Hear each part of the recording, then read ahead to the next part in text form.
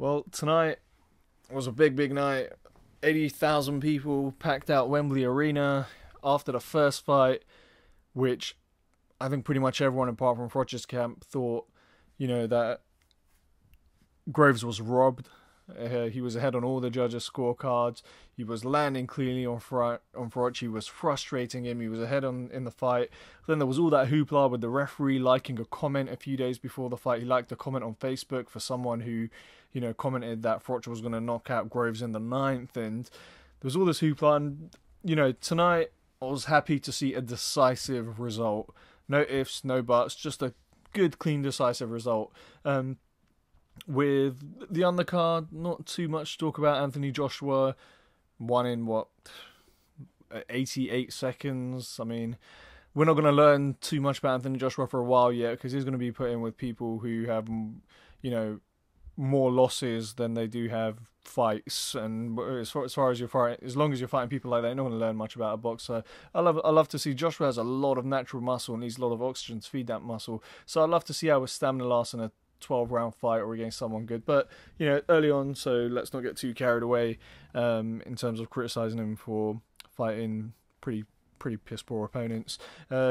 James DeGale put on a very good performance, and he's due to fight the winner of the main event, which was Froch Groves 2, obviously.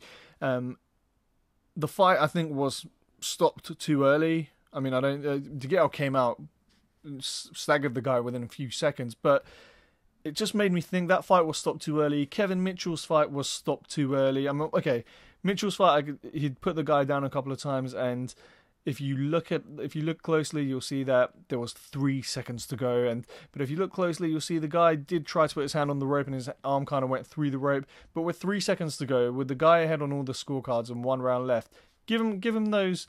Give him that 1 minute he'll get between the round, and get ready to jump in the next round, in the final round, if something's going to happen. And the James DeGale fight as well. I mean, DeGale threw a left hand after he had the guy hurt, which completely missed Gonzalez, but still the referee jumped in and waved it off. If referees like this were there when Gatti fought Ward, we would have that fight wouldn't have lasted past round 5 or 6, let alone that amazing 10-round fight we had the first time. And they would have stopped the thriller in Manila after a few rounds. They would have stopped Foreman Ali saying, "Oh, Ali wasn't fighting back." Some of these referees these days are an absolute disgrace, and they, but luckily that wasn't the case in the main event. A lot of hype, a lot of build up coming onto this. 80,000 seats in the arena, sold out. I did kind of wonder why there was a lot of seats. Just a side note, there seemed to be complete sections of the arena that were completely blocked off. They had these black material over, completely blocking off all the chairs. And I just thought, I just found that a bit odd. But anyway, as far as the fight goes, well, let's get on to the analysis. Round 1, absolutely nothing happened. I think each fighter, it took over a minute, I think, before the first punch was even thrown. I don't think either fighter landed. On Sky Box Office, unfortunately, as ridiculous as it is, even in this day and age, we still don't have any punch stats. We still don't have anything like CompuBox, which is just absolutely ridiculous. I mean, you're charging £17 for a fight. Give us some bloody statistics other than these absolute moron commentators that they have there. Jim Watt, okay, he used to be a boxer, but he picks one thing in a fight and he just harps on and on about it, just repeats himself like a parrot for the rest of the fight, no matter what happens. And the main commentator who's next to Jim Watt, who I intentionally try and forget his name, absolutely ridiculous. He just talks absolute nonsense. They were rimming Carl throughout the entire fight. I mean, at the end of the day, Carl, going into that last round, I had Groves 1 round up. If someone else had Carl 1 round up, or 2 rounds up, I wouldn't have argued either way because the rounds were so close. But they were talking about, how it was Carl's fight, like Carl was going in there and schooling Groves. It was pretty ridiculous. But yeah, first round, absolutely nothing happened. This is what happens when there's 80,000 people and you can clearly tell it's getting to the fighters. You could tell that occasions got into the fighters. It was from round 1, I was worried that this wasn't going to be, not only was it not going to live up to the first fight, it was going to be anywhere close. And unfortunately, it really wasn't. There was probably 2 or 3 memorable exchanges, whereas in the first fight there was that many every minute, let alone in the entire fight.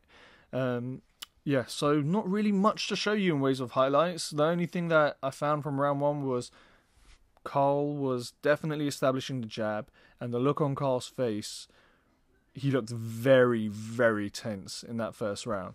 So, round 2.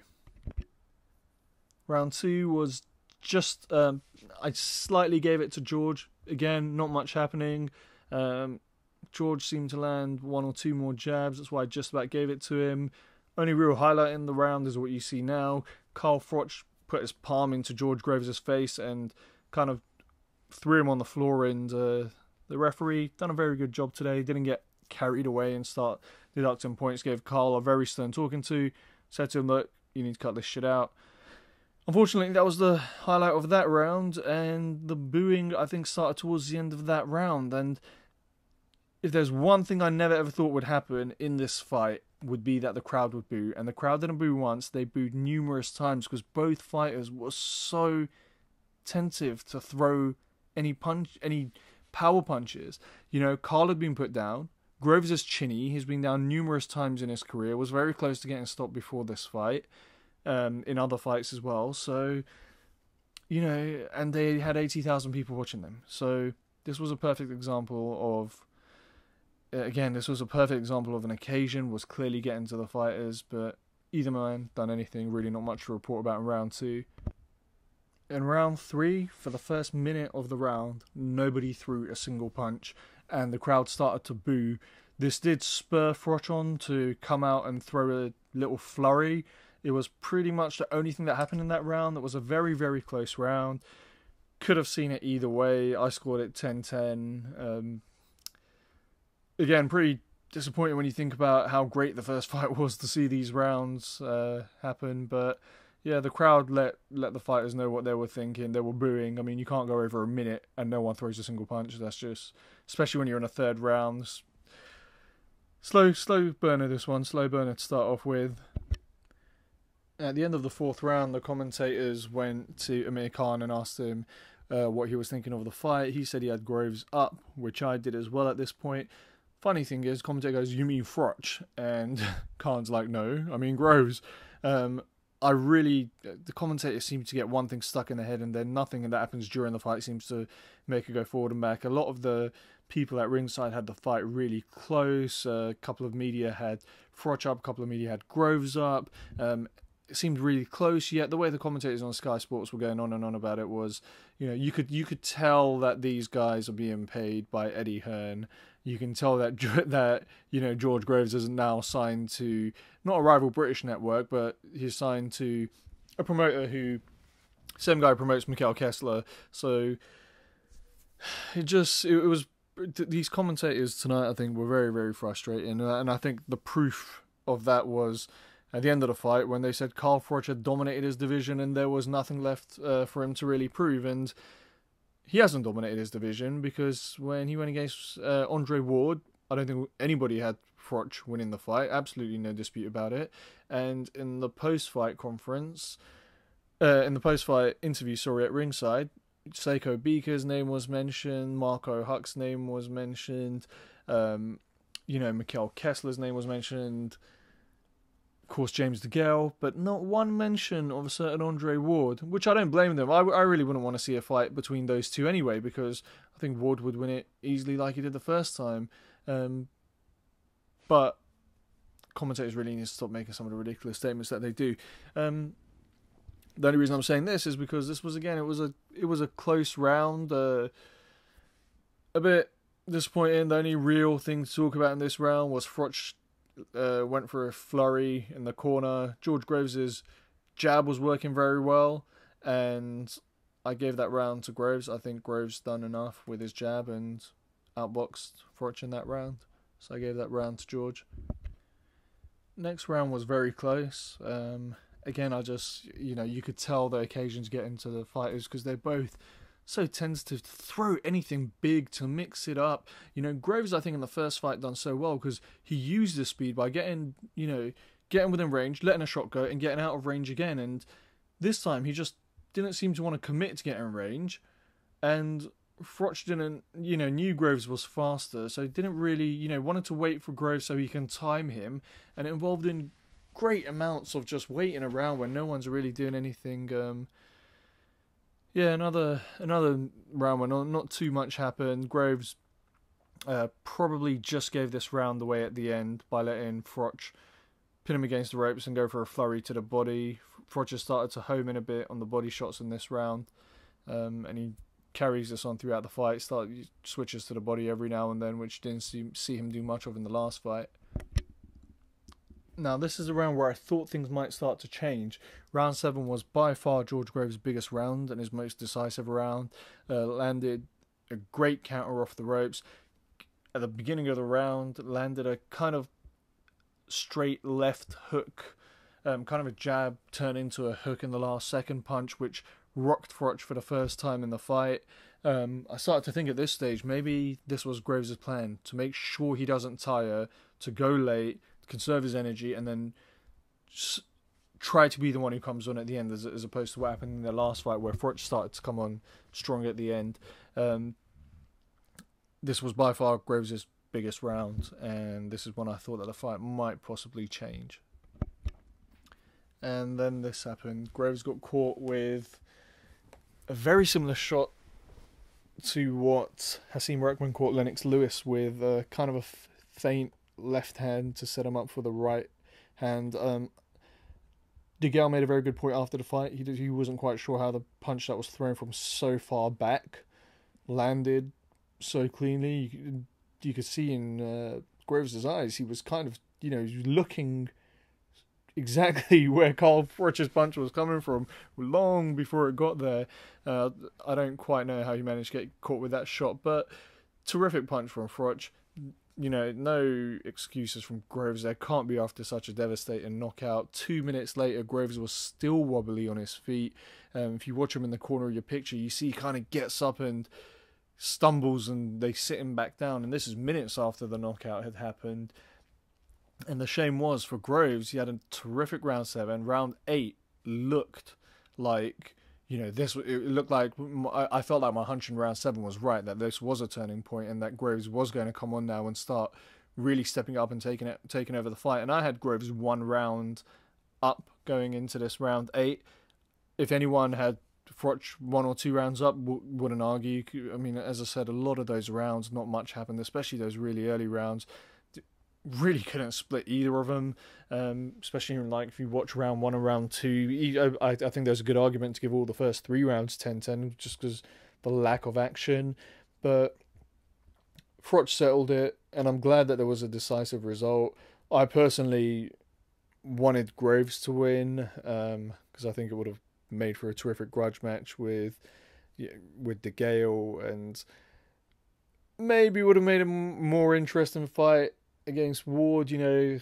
Not many people out there who you could put in with Ward and think, maybe he has a chance. But if Groves went in there and done a job tonight, then it would have been an interesting fight for Ward, who unfortunately for him is so far better than everyone else that he's a bit boring to watch because he's almost so good. And the problem is, he's not a concussive puncher, so you can't watch him for the knockout. So if you watch him, you're pretty much going to watch someone who's going to jab, land the occasional right, go to the body. And don't get me wrong, he is, if you're a boxing fan, it's beautiful to watch. But if you're just a general fight fan and and you're not someone who studies the sport, you're going to watch it and you're going to watch him and you're going to, that was a bit boring.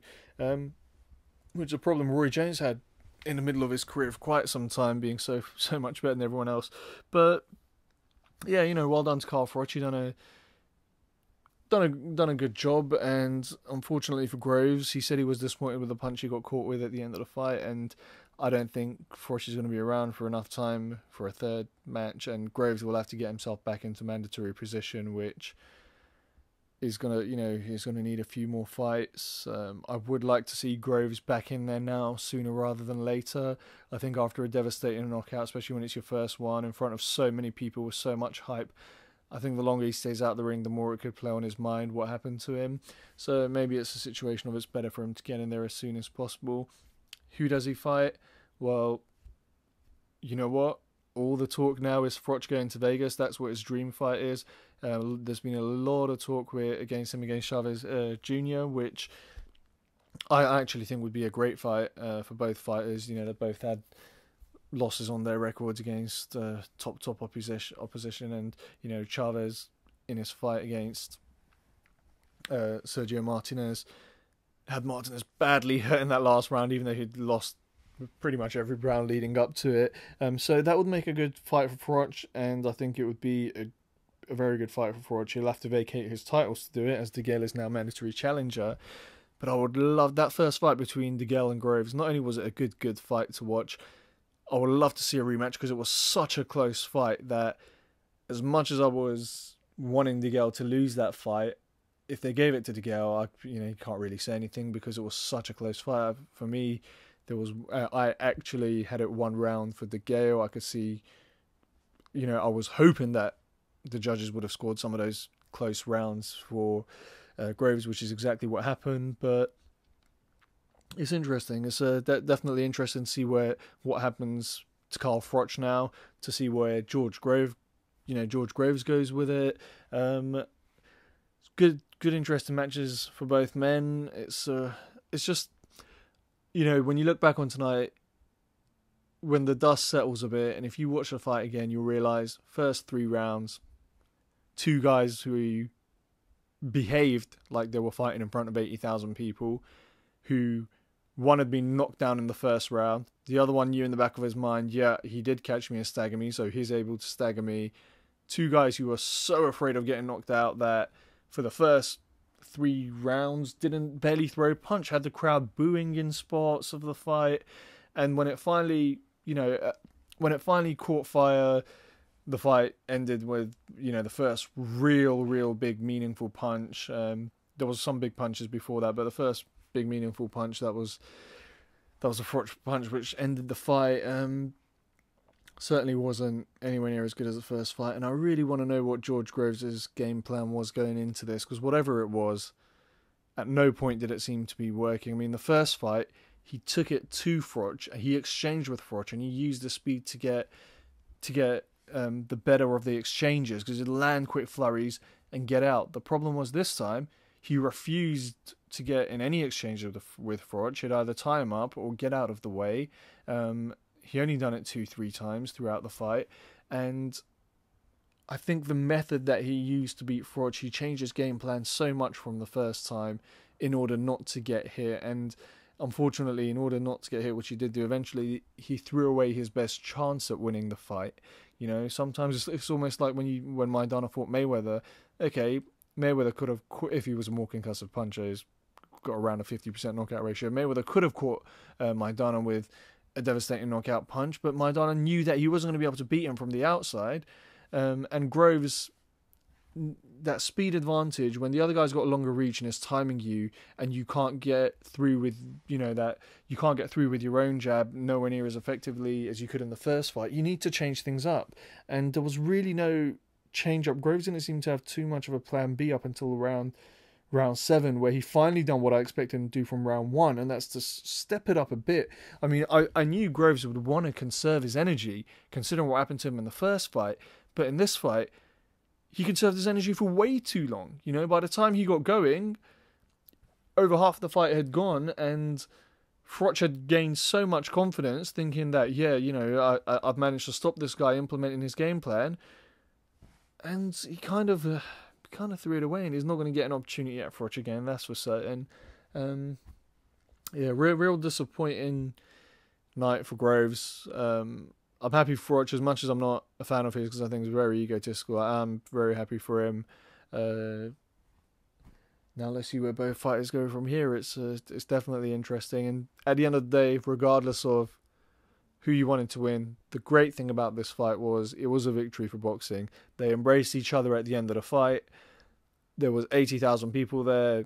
BBC News, Telegraph, CNN, every website you go to, they're talking about the fight before, and they were talking about the fight now, and both fighters conducted themselves well after the fight, and it was a great night for boxing.